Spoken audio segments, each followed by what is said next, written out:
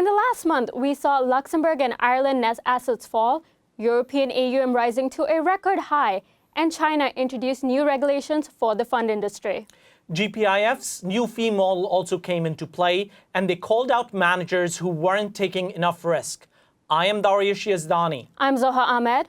And welcome to AWM News Update. In this edition, some of our guests include Stephen Libby and Olivia Carre. We can look forward to their insights in just a bit. But first, let's take a look at the markets. For market analysis this month, we are doing a deep dive into the two top fund domiciles in Europe, Luxembourg and Ireland. We have seen net assets fall in both domiciles. Luxembourg assets fell in both February and March, according to the CSSF, for the first time since June 2017. Overall, though, growth remains strong, with AUM increasing between March 2016 and March 2018 by 754 billion euros, or just over 22%, reaching 4.15 trillion euros. I have the pleasure of being joined in studio by Denise Voss, chairman of ALFI, which is the Association of the Luxembourg Fund Industry, and Stephen Libby, who is the PwC Luxembourg's AWM leader.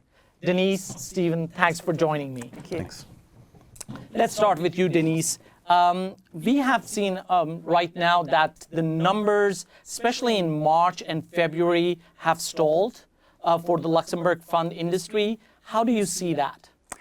Well, I guess I wouldn't say that they've necessarily stalled. In fact, really that is the slight reduction in net assets under management is a result of the markets and the volatility we've seen in financial markets since February of this year. So in fact, if I look at the net new money coming into Luxembourg investment funds in January, it was exceptional, in fact, for the month, but February, March are pretty much in line with monthly inflow last year. Stephen, the number of funds, if I look at it, in Luxembourg, they peaked in December 2016 to 4,144 funds, but have gradually gone down to 3,996 funds in March 2018. What is the reason here? Well, I think part of it is just in terms of, it's more, you have to look at it a bit broader. From a European perspective, you've had a certain amount of rationalization that has occurred.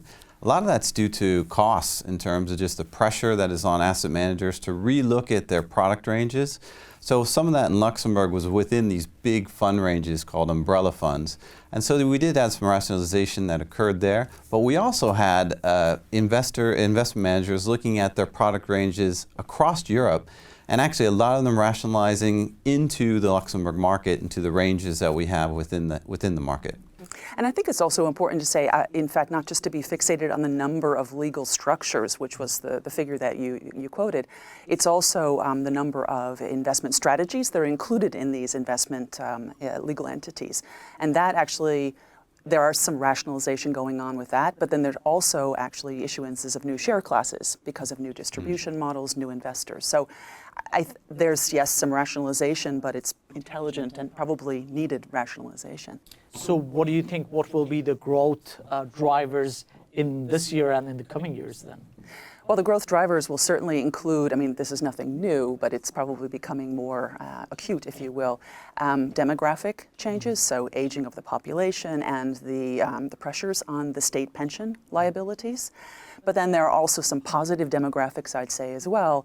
In fact, there are many middle-class individuals or individuals who are achieving the middle-class status, if you will, around the world, and in China and Brazil, for instance. And why is that important for Luxembourg? Well, we have investors resident in over 70 countries that hold Luxembourg UCITS.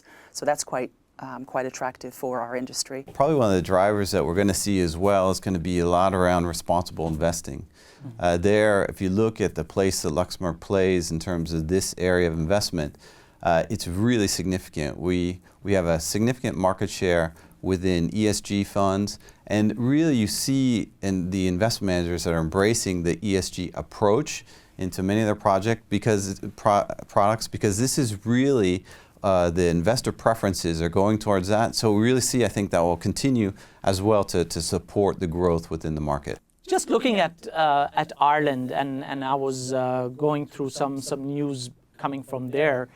We see that they are thinking about bolstering their position as the ETF lead domicile country. We know that they are considering if they should relax the disclosure, portfolio disclosure rules for active ETFs. So what is Luxembourg doing in this area and also for other asset classes other than ESG, what you mentioned? So what are we to expect here? Yeah, maybe just to start out. Yeah. It is true that the Irish market really does have has had a good uptake in terms of the ETFs.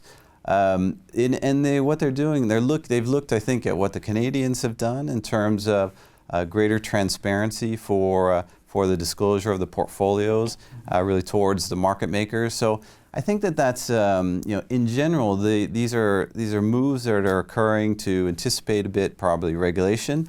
But overall, it's probably really good for the overall ETF market in terms of the interest in the market, the need for these types of products, and we're certainly going to benefit as well the Luxembourg market. No, I would agree with Steve. In fact, as we know, the take-up of ETFs around the globe is growing, and we continue to see new ETFs being set up in Luxembourg, and even ETFs being transferred to Luxembourg from other domiciles. So clearly, the Luxembourg ecosystem is able and ready and expert in terms of setting up, administering, managing, and distributing ETFs, again, around the globe. So I'm quite positive. So great to have you both here, and I hope I can invite you back again in a few months to see what the predictions were and where do we stand going forward. So thanks again, Denise. Thanks, Stephen. Now moving to Ireland, despite a drop in the net asset value of domiciled funds in February this year, we saw a growth of just under 33% between February 2016 and February 2018, amounting to almost 600 billion euros to reach 2.42 trillion euros. During the same period, the number of funds steadily increased from 6,257 to 6,228. Let's have a look at what's been making news around the globe. Staying in Europe, the fund industry's AUM rose to a record high in the first quarter of this year, reaching 10.5 trillion euros. ETFs were particularly popular with investors over this period, reaching a record 675.5 billion euros. However, this growth slowed in March when inflows for ETPs and ETFs reached their lowest level in almost 3 years. ETFGI data shows that net inflows reached 1.18 billion euros. Andy O'Callaghan, PwC's AWM EMEA leader, joins us now. Andy, as always, it's a pleasure to have you here. Previously, you explained that despite some volatility in the market, we can still expect a good year for Europe. It seems like so far, your predictions are on track. ETFs continue to remain a popular choice with investors, especially retail ones. Can we, in the coming months and years, expect to see more interest from institutional investors in the ETF space? We expect to see very significant uptake, continued uptake by institutional investors and indeed retail investors in exchange-traded funds.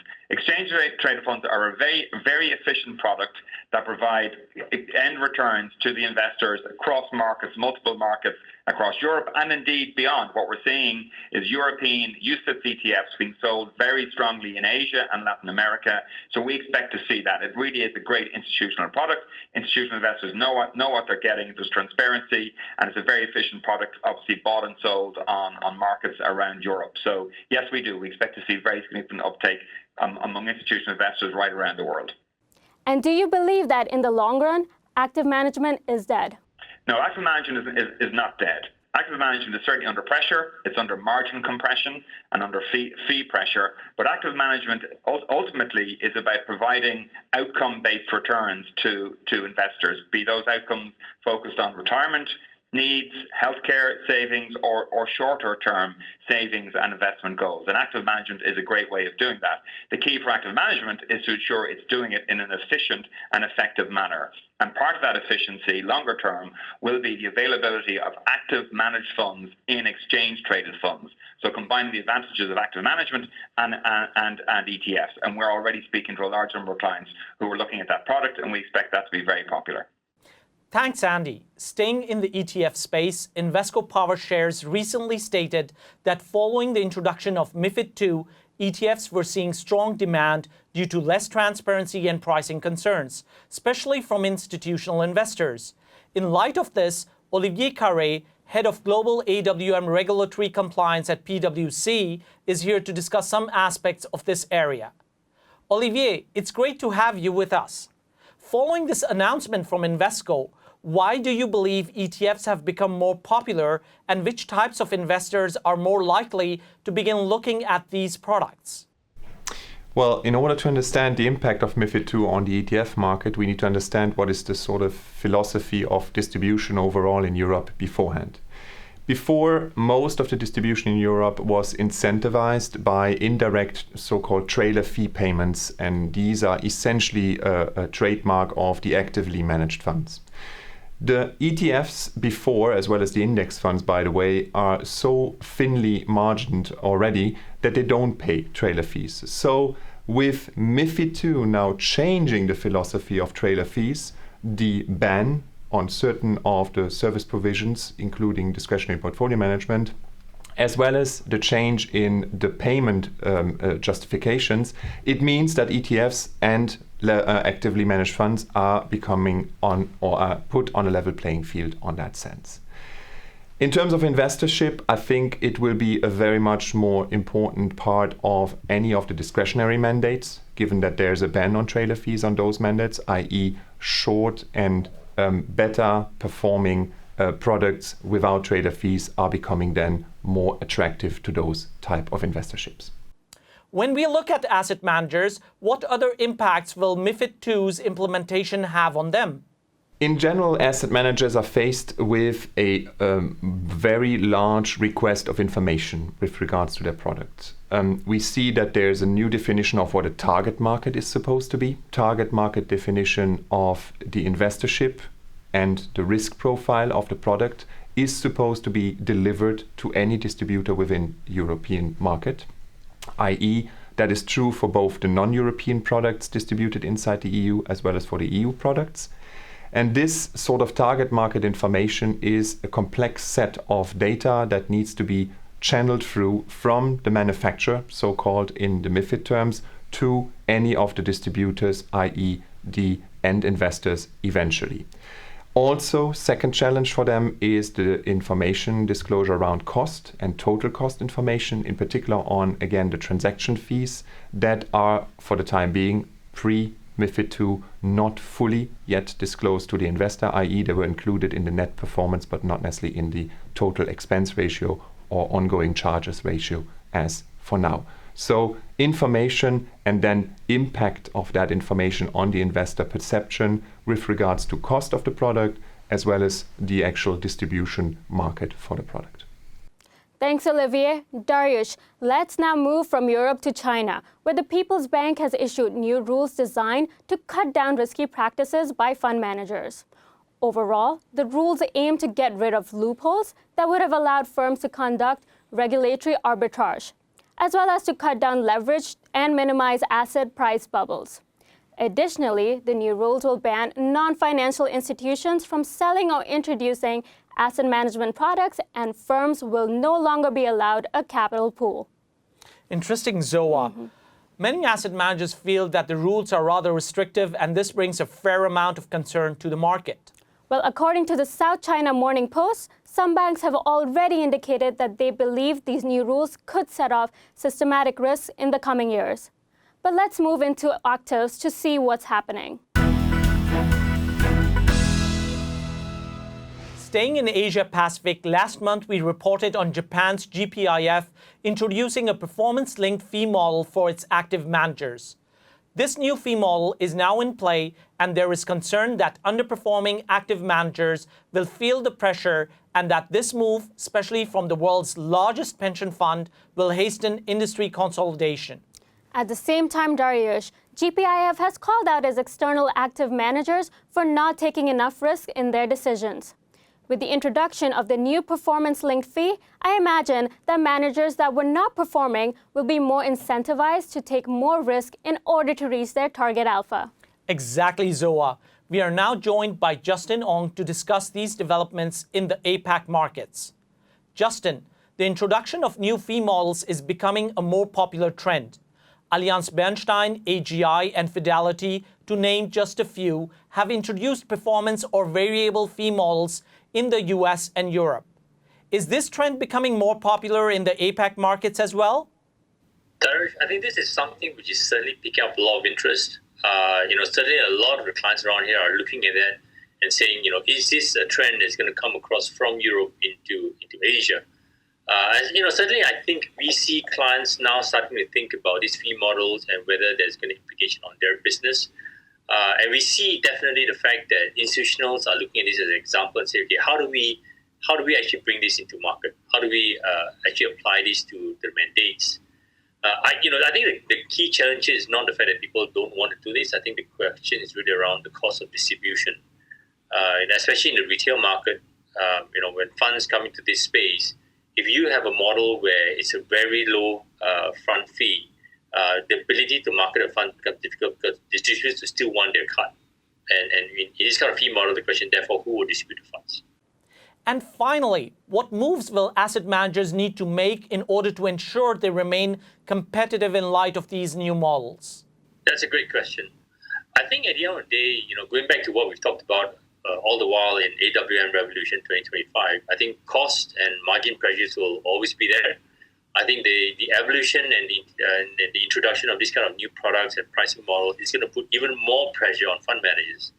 And I think basically they have to relook at the whole business model that they have. How do they try and reduce cost? How do they become more efficient in operations? How do they find some ways of using technology to bring down not just the cost of production, but the cost of manufacturing and the cost of distribution? And it's going to be a huge slate of change for them in terms of how they build a business going forward. Thanks, Justin. Turning to the U.S. According to NetX's Investment Manager's U.S. Trend Report, active portfolios accounting for those that allocate at least 95% of their holdings to active products returned an average of 15% in 2017. This is compared to the returns of passive portfolios, which had average returns of 14.4% over the same period. While the margin is not large, among the talk of the popularity of passives versus actives, it is an important reflection point. Our U.S. correspondent, John Siciliano, might have an interesting point of view on this. John, with the volatility we saw in early 2018, do you believe that investors might be warming to active managers again?